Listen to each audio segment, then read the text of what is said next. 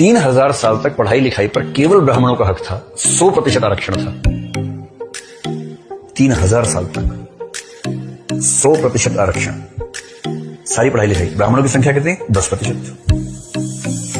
10% समुदाय ने 100% सीटें घेरी 3000 साल तक। भारत में सारी पढ़ाई लिखाई पर ब्राह्मणों का 100% आरक्षण था। क्या यह सच है?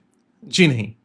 भारत में ब्राह्मणों के अतिरिक्त भी अनेक जातियों और वर्गों में पढ़ाई लिखाई की परंपरा रही है। आइए जानते हैं। क्षत्रिय अथवा शासक। वर्धन वंश के हर्षवर्धन, परमार वंश के भोज, चालुक्य वंश के सोमेश्वर तृतीय, पल्लव वंश के महेंद्र वर्मा आदि संस्कृत के प्रसिद्ध साहित्यकार रहे हैं। महाराष्ट्रीय प्राकृत में सातवाहन वंश के हाल, कन्नड़ा में राष्ट्रकूट वंश के अमोघ वर्ष प्रथम, तेलुगु में विजयनगर के कृष्णदेवराय विश्रुत हैं। गोंडल के राजा भगवत सिंह जी ने गुजराती में भगवत गोमंडल नामक विश्वकोश लिखा था। वैश्य।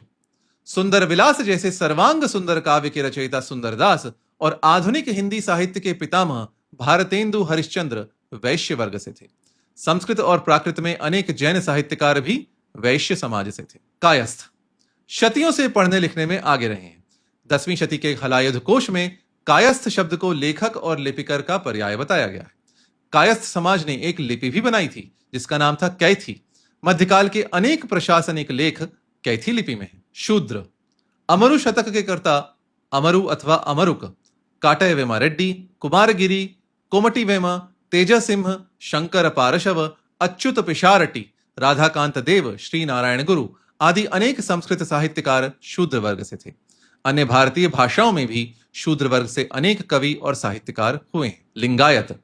कन्नड़ा भाषा में विशाल वचन साहित्य है। यह वचन साहित्य लिंगायत समाज के कवियों ने रचा। रचने वालों में अक्का महादेवी जैसी स्त्रियां भी हैं। बौद्ध। भारतीय साहित्य में बौद्धों का प्रचुर योगदान है।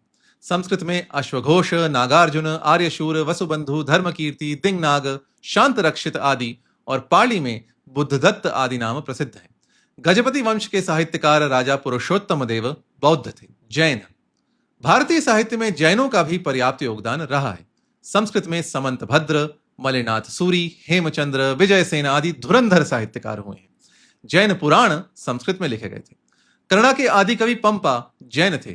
ब्रजभाषा में बनारसी दास ने संभवतः भारतीय साहित्य की पहली आत्मकथा लिखी थी। बनारसी दास भी जैन थे। सिख। गुरुमुखी लिपि का मानकीकरण दूसरे गुरु अंगद देव ने किया था। 5वें गुरु अर्जुन देव ने आदि ग्रंथ का संकलन किया था और 2 सहस्र से अधिक पद रचे थे। सिख साहित्य भी विशाल है। स्त्रियां। गंगा देवी ने संस्कृत में मधुरा विजय महाकाव्य की रचना की थी।